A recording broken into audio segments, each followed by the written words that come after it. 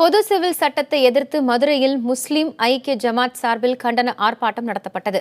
இஸ்லாமிய இயக்கங்களின் தலைவர்கள் பங்கேற்ற இந்த போராட்டத்தில் இஸ்லாமிய பெண்கள் திரளான அளவில் கலந்து கொண்டனர்.